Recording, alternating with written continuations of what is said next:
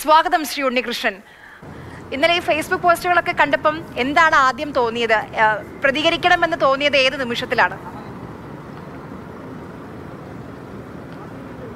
അല്ല, ഇന്നലെ FB പോസ്റ്റുകൾ അതുപോലെ സോഷ്യൽ മീഡിയ പ്രചരണം എല്ലാം വരുന്നതിന് മുമ്പ് തന്നെ, 2 ആഴ്ചയ്ക്ക് മുമ്പ് തന്നെ ഈ FB പോസ്റ്റ് എൻ്റെ ശ്രദ്ധയിൽ വരികയുണ്ടായി. അത് എറണാകുളം ജില്ലയിൽ പറവൂര് ഉള്ള പെരുമ്പടന്ന എന്ന് പറയുന്ന സ്ഥലത്തിന് സമീപമുള്ള കോൺഗ്രസ് പ്രവർത്തകരായിട്ടുള്ള ശ്രീ MB ഗോപാലകൃഷ്ണൻ എന്ന് പറയുന്ന ഒരു നാടക ഏജൻറ്റ്, നാടക അവതരണങ്ങളെല്ലാം നാട്ടിൽ കൊണ്ടുവന്നൊക്കെ അവതരിപ്പിക്കുന്ന ഏജൻ്റായി പ്രവർത്തിക്കുന്ന അങ്ങനൊരു തൊഴിൽ സ്വീകരിച്ചിട്ടുള്ള ഒരു കോൺഗ്രസ് പ്രവർത്തകനാണ് ആദ്യമായി ഇത് FB പോസ്റ്റിലിടുന്നത്. പിന്നീടാണിത് സോഷ്യൽ മീഡിയ ആ പ്രചരണം ഏറ്റെടുക്കുന്നത്. ആ പ്രചരണത്തിന് കുറേയും കൂടി റീച്ച് കിട്ടുന്നത് മറ്റൊരു ഓൺലൈൻ ചാനലിൻ്റെ പ്രവർത്തകനായിട്ടുള്ള ശ്രീ ഷാജഹാൻ, അദ്ദേഹം സംസാരിക്കുന്നതോടുകൂടിയാണ് ഇതിന് കുറേയും കൂടി റീച്ച് കിട്ടിയിട്ടുള്ളത്. അപ്പോൾ പ്രതികരിക്കുക എന്ന് പറഞ്ഞു കഴിഞ്ഞിട്ടുണ്ടെങ്കിൽ ഞാൻ വളരെ ശാന്തമായി ഈ കാര്യങ്ങൾ ആലോചിച്ചതിന് ശേഷം ഞാൻ ഇന്നലെ ഈ പ്രചരണങ്ങൾ സാധാരണ സോഷ്യൽ മീഡിയ ഇന്നിപ്പോൾ കോമൺ ആണല്ലോ, അപ്പോൾ എല്ലാ കാര്യങ്ങളോടും അങ്ങനെ പ്രതികരിക്കേണ്ടതില്ലെന്നുള്ളൊരു മനസ്ഥിതിയാണ് എടുത്തതെങ്കിലും ഇന്നലെ ശക്തമായ പ്രചരണം വന്നപ്പോൾ പൊതുസമൂഹം തെറ്റിദ്ധരിക്കപ്പെടാതിരിക്കാൻ ഞാൻ എൻ്റെ FB പോസ്റ്റ് ഇന്നലെ ഇട്ടിരുന്നു. എല്ലാ മാധ്യമങ്ങൾക്കും അത് പ്രത്യേകമായി നൽകിയിരുന്നു. അതുകൂടാതെ ഇന്നലെ രാത്രി തന്നെ ബഹുമാന്യനായ മുഖ്യമന്ത്രി, DGP, വൈപ്പിൻ മണ്ഡലം പ്രതിനിധാനം ചെയ്യുന്ന അവിടുത്തെ DYSP, അതുപോലെ ആലുവ SP എന്നിവർക്കെല്ലാം ഞാൻ എൻ്റെ പരാതി സമർപ്പിച്ചിട്ടുണ്ട്. തീർച്ചയായും കുറ്റവാളികളെ അവർ നിയമത്തിൻ്റെ മുമ്പിൽ കൊണ്ടുവരും, മാതൃകാപരമായി അവർ ശിക്ഷിക്കപ്പെടും എന്ന് തന്നെയാണ് ഞാൻ പ്രതീക്ഷിക്കുന്നത്. കുറേ വർഷങ്ങളായി പൊതുരംഗത്ത് സജീവമാണ് താങ്കൾ. വൈപ്പിൻകാർക്കൊക്കെ സുപരിചിതനാണ്. അപ്പം രാഷ്ട്രീയ പ്രവർത്തകർക്ക് നേരെ പലതരത്തിലുള്ള ആരോപണങ്ങളൊക്കെ ഉണ്ടാകാറുണ്ട്. പക്ഷേ ഇത്തരത്തിലുള്ളൊരു അപവാദ പ്രചരണം, അതും ഒരു പത്രം, നമ്മളിപ്പോൾ ഫേസ്ബുക്കിലൊക്കെ ഈയിടെ അധിക്ഷേപങ്ങളൊക്കെ നമ്മൾ കേൾക്കാറുണ്ട്, കാണാറുണ്ട്. പക്ഷേ ഒരു ദിനപത്രത്തിൽ തന്നെ വാർത്ത വരികയാണ്. അതെന്തുകൊണ്ടായിരിക്കും താങ്കൾക്കെതിരെ എന്ന് തോന്നിയോ? അങ്ങനെ ഒരു ചിന്ത വന്നിരുന്നോ?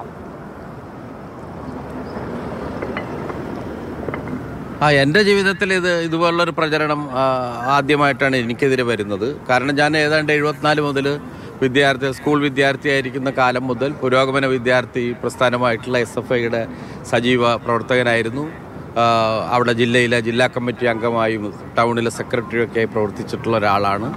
അന്ന് മുതൽ ഈ പുരോഗമന വിദ്യാർത്ഥി പ്രസ്ഥാനത്തിലൂടെ വളർന്നു വന്ന ഒരുപാട് ദുർഘടങ്ങൾ നിറഞ്ഞ വഴികളിലൂടെയും സഞ്ചാരപഥങ്ങളിലൂടെയൊക്കെയാണ് ഒരു പൊതുപ്രവർത്തകൻ എന്ന നിലയിൽ, MLA എന്ന നിലയിൽ ഞാൻ വളർന്നു വന്നിട്ടുള്ളത്. അതിന് തീർച്ചയായിട്ടും സമൂഹത്തിലെ എല്ലാവരുടെയും സഹായങ്ങളും സഹകരണങ്ങളും എനിക്കുണ്ടായിട്ടുണ്ട്. രാഷ്ട്രീയ എതിരാളികളുടെ പോലും ചില സന്ദർഭങ്ങളിൽ എനിക്ക് സഹായങ്ങൾ ലഭിച്ചിട്ടുണ്ട്. ഇതിപ്പോൾ വരുന്നത് ചിലപ്പോൾ എനിക്കെതിരെ ഇപ്പോൾ വികസന പ്രവർത്തനങ്ങളുടെ കാര്യത്തിലൊന്നും ഒരു ആരോപണവും വൈപ്പിൻകരയിൽ ഉന്നയിക്കാൻ ആർക്കും കഴിയില്ല. ഒരു 100 കൊല്ലത്തിനിടയിൽ വൈപ്പിനിൽ നടക്കാത്ത അത്രമാത്രം വികസന പ്രവർത്തനങ്ങൾ ഞാൻ കൊണ്ടുവരികയും മറ്റ് പല മണ്ഡലങ്ങളിലും ഇല്ലാത്ത, ഇതുവരെ നടക്കാത്ത പുതിയ ഒത്തിരി പ്രോജക്റ്റുകൾ കൊണ്ടുവരാനായിട്ടും ഭാവിയിൽ കൊണ്ടുവരുന്നതിന് വേണ്ടിയിട്ടുള്ള അടിസ്ഥാനമിട്ട് ഞാൻ പ്രവർത്തിക്കുകയാണ്. അപ്പോൾ ആ നിലയിൽ മാത്രമായിരിക്കില്ല ഇത് എൻ്റെ രാഷ്ട്രീയ ജീവിതത്തെ താറടിച്ച് കാണിക്കുന്നതിനും അതുവഴി വ്യക്തിഹത്യ നടത്താൻ വേണ്ടി കൂടിയുള്ള ഒരു ഗൂഢാലോചനയുടെ ഭാഗമായിട്ടാണ് ഞാൻ ഇതിനെ കാണുന്നത്. ഇതൊരു തെറ്റായൊരു രാഷ്ട്രീയ സംസ്കാരം നമ്മുടെ കേരളത്തിൽ വളർത്തിയെടുക്കാൻ വേണ്ടി കൂടിയുള്ള ഒരു ആശാസ്യമല്ലാത്ത ഒരു രീതിയാണ്. ഇതിനെ എല്ലാവരും കൂടി ചേർന്ന് നമ്മുടെ സമൂഹം നിരുത്സാഹപ്പെടുത്തേണ്ട ഒരു കാര്യമാണിത്. ഒരു കാര്യം കൂടി ചോദിച്ചോട്ടെ. ഇപ്പോൾ അല്പസമയം മുൻപ് VD സതീശൻ മാധ്യമങ്ങളോട് സംസാരിച്ചിരുന്നു. മാധ്യമങ്ങൾ ഈ വിഷയം, ഇങ്ങനെ നടക്കുന്ന അധിക്ഷേപം താങ്കളുടെ ശ്രദ്ധയിൽ പെട്ടിരുന്നോ എന്നൊരു ചോദ്യം ചോദിച്ചു. അപ്പോൾ തന്റെ നെഞ്ചത്തേക്ക് എന്തിനാണ് കയറുന്നത്? ഇത് കോൺഗ്രസ് അല്ല തുടങ്ങിയത്, CPM പാർട്ടിക്കുള്ളിൽ അന്വേഷിക്കണം. അത് താങ്കളുടെ ഫേസ്ബുക്ക് പോസ്റ്റിലും അതിനെക്കുറിച്ച് വരികൾക്കിടയിൽ വായിച്ചാൽ കേൾക്കാമെന്നാണ് VD സതീശൻ പറഞ്ഞത്. അതെന്തുകൊണ്ടായിരിക്കും അങ്ങനെ പ്രതിപക്ഷ നേതാവ് പറഞ്ഞത്? തീർച്ചയായും അത് പ്രതിപക്ഷ നേതാവ് ബഹുമാന്യനായ VD സതീശനോട് തന്നെ ചോദിക്കേണ്ട ഒരു ചോദ്യമാണ്. മാത്രമല്ല, CPIയുമായി ബന്ധപ്പെട്ടൊരു കാര്യമാകുമ്പോൾ തീർച്ചയായും CPIഎമ്മിൻ്റെ പാർട്ടി ജില്ലാ സെക്രട്ടറിയോ സംസ്ഥാന സെക്രട്ടറിയോ ആണ് പ്രതിപക്ഷ നേതാവിൻ്റെ ഇത്തരം കാര്യങ്ങളോട് തീർച്ചയായും പ്രതികരണം അറിയിക്കേണ്ടത്. എന്തായാലും പ്രതിപക്ഷ നേതാവ് ഉൾപ്പെടെയുള്ള കോൺഗ്രസ് രാഷ്ട്രീയത്തിലുള്ള ഒരുപാട് വ്യക്തിത്വങ്ങളുമായി ഒരുപാട് സൗഹൃദമുള്ള ഒരാളാണ് ഞാൻ. പക്ഷേ ഇതിൻ്റെ പിന്നിൽ കോൺഗ്രസ് രാഷ്ട്രീയമുണ്ട് എന്ന് നമുക്ക് സംശയിക്കാവുന്ന വിധത്തിലാണ് സാഹചര്യങ്ങൾ കിടക്കുന്നത്. ഇനി കോൺഗ്രസിന് വെളിയിലുള്ള ആളുകളും ഇതിൽ പങ്കുചേർന്നിട്ടുണ്ടാകാം. അവർക്ക് അവരുടേതായിട്ടുള്ള അജണ്ടകൾ ഉണ്ടാകാം. കാരണം വ്യക്തിപരമായി ചിലപ്പോൾ എന്നെ തേജോവധം ചെയ്യാനോ പ്രവർത്തകരാണോ ശ്രീ ഉണ്ണികൃഷ്ണൻ? അങ്ങനെയാണ് VD സതീശൻ പറയുന്നത്. ഇത് കോൺഗ്രസ് നേതാക്കളല്ല, ഇത് ഇല്ല എന്ന് ഞാൻ പറഞ്ഞോളൂ. അതെ, VD സതീശൻ അങ്ങനെ ഒരു അഭിപ്രായം ഉണ്ടെങ്കിൽ അദ്ദേഹം ആ തെളിവുകൾ നിരത്തട്ടെ. പൊതുസമൂഹത്തിലോ നിയമവ്യവസ്ഥയുടെ മുമ്പിൽ അദ്ദേഹം അത് പറയട്ടെ. തീർച്ചയായും അതും അന്വേഷണ വിധേയമാകുമല്ലോ. താങ്കൾക്ക് അങ്ങനെ ഒരു അഭിപ്രായം, അങ്ങനെ ഒരു പരാതി ഉണ്ടോ? തീർച്ചയായും അതും അന്വേഷിക്കട്ടെ. ഇല്ല, ഞാൻ അങ്ങനെ ഒരു അഭിപ്രായം പറഞ്ഞിട്ടില്ലല്ലോ. കാരണം ഞങ്ങളുടെ പാർട്ടിയിൽ അങ്ങനെ ആരെങ്കിലും പ്രവർത്തിച്ചു കഴിഞ്ഞാൽ അതെല്ലാം കണ്ടുപിടിക്കുന്നതിനും അതിനാവശ്യമായിട്ടുള്ള ശിക്ഷാ നടപടികൾ സ്വീകരിക്കുന്നതിനുമെല്ലാം ഒരു സിസ്റ്റമുണ്ട് CPIഎമ്മിനകത്ത്. അത് പ്രോത്സാഹിപ്പിക്കപ്പെടില്ല, ഒരിക്കലും പ്രോത്സാഹിപ്പിക്കപ്പെടില്ല. അങ്ങനെയെല്ലാം പ്രവർത്തിച്ചിട്ടുള്ള ആളുകളെല്ലാം ഒരുപാട് ശിക്ഷ ഏറ്റെടുത്തിട്ടുള്ള ചരിത്രം തന്നെയാണ് പാർട്ടിക്കുള്ളത്. ഇന്നലെ ഇപ്പം എറണാകുളം ജില്ലാ സെക്രട്ടറി സംസാരിച്ചിരുന്നു. ഈ വിഷയത്തിൽ എല്ലാ നിയമ നടപടിക്കും കൂടെ ഉണ്ടാകും എന്നുള്ളൊരു ഉറപ്പാണ് കേട്ടത് അദ്ദേഹത്തിന്റെ വാക്കുകളിൽ. അതിനുശേഷം ജില്ലാ സെക്രട്ടറിയുമായൊക്കെ സംസാരിച്ചിരുന്നോ താങ്കൾ? തീർച്ചയായിട്ടും ഞങ്ങൾ രണ്ടുപേരും, ആരോപിതയായ ടീച്ചറും അതുപോലെ ഇപ്പോൾ ആരോപണത്തിന് വിധേയനായിട്ടുള്ള ഞാനും CPIഎമ്മിൻ്റെ പ്രധാനപ്പെട്ട കേഡേഴ്സ് അല്ലേ. ഞങ്ങളെല്ലാം ഞങ്ങളുടെ പ്രസ്ഥാനത്തെ മാതൃതുല്യമായി കാണുന്ന പ്രവർത്തകരാണ്. ഞങ്ങളുടെ ജീവിതത്തിൻ്റെ അവസാനം വരെ പാർട്ടി ഞങ്ങളോടൊപ്പം ഉണ്ടാകും എന്ന് തന്നെയാണ് ഞാൻ പ്രതീക്ഷിക്കുന്നത്. താങ്കൾ പറഞ്ഞു ആദ്യമായിട്ടാണ് ജീവിതത്തിൽ ഇങ്ങനെയുള്ള ഇത്രയും വർഷക്കാലയളവിൽ ഇങ്ങനെയുള്ള ഒരു അപവാദ പ്രചരണം, ആർക്കായാലും ഒന്ന് പതറിപ്പോകുന്ന ഒരു അപവാദമാണ്, ഒരു പ്രചാരണമാണ്. അപ്പം ഇതൊക്കെ കണ്ടപ്പം കുടുംബം എങ്ങനെയാണ് റിയാക്ട് ചെയ്തത്? അല്ല, എൻ്റെ ജീവിതം ഒരു തുറന്ന പുസ്തകം തന്നെയാണ്. എൻ്റെ രാഷ്ട്രീയ പ്രവർത്തനം അതുപോലുള്ള എല്ലാ കാര്യങ്ങളും ഭാര്യയുമായിട്ട് ഷെയർ ചെയ്യുന്ന ഒരാളാണ്. പക്ഷേ ഇങ്ങനെയെല്ലാം സോഷ്യൽ മീഡിയയിലൂടെ ആക്രമിക്കപ്പെടുന്ന ആളുകൾ, ഇതുപോലെ ആരോപണങ്ങൾ ഉന്നയിക്കുന്ന ആളുകൾ ആലോചിക്കേണ്ട ഒരു കാര്യമാണത്. അത് സ്ത്രീയാണെങ്കിലും പുരുഷനാണെങ്കിലും അവർ കുടുംബമായും മക്കളുമായും എല്ലാം ഒരുമിച്ച് ജീവിക്കുന്നവരാണ്. അവർക്കും ഇതുപോലുള്ള പ്രയാസങ്ങൾ ഉണ്ടാകാവുന്നതാണെന്ന് അവരാലോചിക്കേണ്ടതാണ്.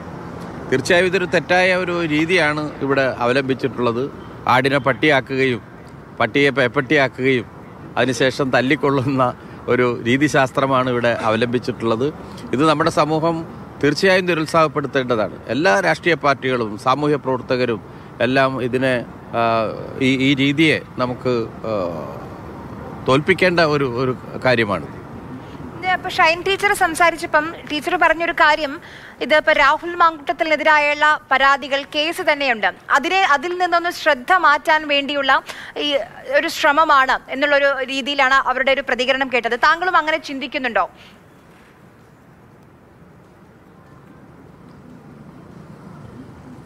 രാഹുൽ മാങ്കൂട്ടത്തിൻ്റെ സംഭവങ്ങളെന്ന് പറഞ്ഞാൽ അതിലിരയാക്കപ്പെട്ട കുട്ടി തന്നെ ഒരഭിപ്രായം പറഞ്ഞല്ലോ. അതിനുശേഷം ആ കുട്ടിക്കെതിരായും സൈബർ ആക്രമണമാണല്ലോ അവർ നടത്തിക്കൊണ്ടിരുന്നത്. കാരണം അപ്പോൾ അങ്ങനെയെല്ലാം പ്രവർത്തിക്കുന്ന ഒരു ഗൂഢസംഘം നമുക്കിടയിൽ ഉണ്ടെന്ന് ആണല്ലോ ഇത് കാണിക്കുന്നത്.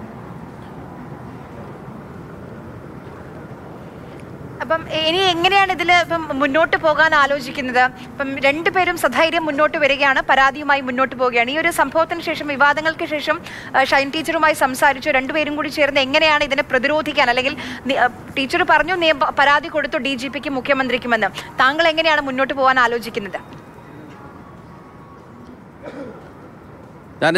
ഞാൻ പറഞ്ഞല്ലോ, ഞാൻ മുഖ്യമന്ത്രിക്കും DGPക്കും YP മണ്ഡലത്തിൻ്റെ DYSP മുനമ്പൻ DYSPക്കും അതുപോലെ ആലുവ SP-ക്കും എല്ലാം ഞാൻ പരാതി നൽകിയിട്ടുണ്ട്. സൈബർ സെല്ലിന് പരാതി നൽകിയിട്ടുണ്ട്. തീർച്ചയായും കുറ്റം ചെയ്ത കുറ്റവാളികളെ നിയമത്തിൻ്റെ മുമ്പിൽ കൊണ്ടുവരും എന്ന് തന്നെയാണ് ഞാൻ പ്രതീക്ഷിക്കുന്നത്. ഈ ആരോപണങ്ങളും അടിസ്ഥാനമില്ലാത്ത ഈ വ്യാജ പ്രചരണങ്ങളിലെല്ലാം നമ്മുടെ മനോവീര്യം തകർക്കുക എന്നുള്ളത് അസാധ്യമായ ഒരു കാര്യമാണ്. അത് ജനങ്ങളുടെ പിന്തുണയും പാർട്ടിയുടെ സഹായവും ഒക്കെയായി സധൈര്യം സാമൂഹ്യ പ്രവർത്തനത്തിൽ മുന്നോട്ട് പോവുക തന്നെ ചെയ്യും. കാരണം ഇത് അടിസ്ഥാനമില്ലാത്തൊരു ആരോപണമല്ലേ, അതിൽ നമ്മൾ മാനസികമായി പതറേണ്ട കാര്യങ്ങളില്ല എന്ന് തന്നെയാണ് പറഞ്ഞു. ഇത് ഈ ഒരു വിവാദങ്ങളൊക്കെ പൊട്ടിപ്പുറപ്പെടുന്നതിന് മുൻപ്, അതായത് ഈ ഫേസ്ബുക്ക് പോസ്റ്റുകളും ഒക്കെ വരുന്നതിന് മുൻപ് ടീച്ചർക്ക് ഒരു മുന്നറിയിപ്പ് കിട്ടിയിരുന്നു ഒരു പ്രാദേശിക കോൺഗ്രസ് നേതാവിൽ നിന്ന്, ഇങ്ങനെ ഒരു കൊടുങ്കാറ്റ് വരുന്നുണ്ട് എന്ന് പറഞ്ഞ്. താങ്കൾ ഇങ്ങനെ ഒരു അപവാദ പ്രചാരണത്തെ കുറിച്ച് ആദ്യം അറിയുന്നത് എപ്പോഴാണ്? ഞാൻ ഏതാണ്ട് 6-ാം തീയതി 7-ാം തീയതിയോടുകൂടി തന്നെ ഞാനിത് അറിയുന്നുണ്ട്.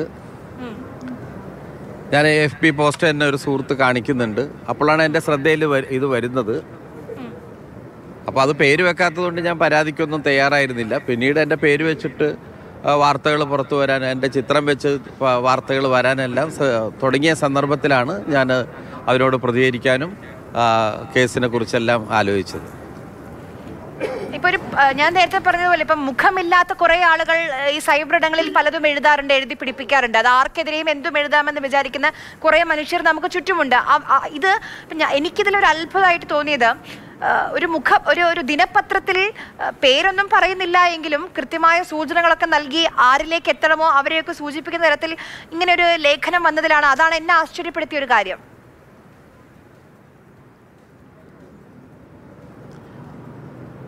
അല്ല, മാധ്യമങ്ങൾക്ക് പലതരത്തിലുള്ള താല്പര്യങ്ങൾ ഉണ്ടാകാമല്ലോ. ഇടതുപക്ഷ വിരോധം വെച്ച് പുലർത്തുന്ന മാധ്യമങ്ങൾ ഉണ്ടാകാം, സത്യസന്ധമായി മാധ്യമ പ്രവർത്തനം നടത്തുന്നവരുണ്ടാകാം, മറ്റുള്ള ആളുകളുടെ അച്ചാരം വാങ്ങി പ്രവർത്തിക്കുന്നവരുണ്ടാകാം. അത് പ്രിൻ്റഡ് മീഡിയയും ആകാം. അവർക്ക് അവരുടേതായ ചില സമീപനങ്ങൾ ഉണ്ടാകുമല്ലോ.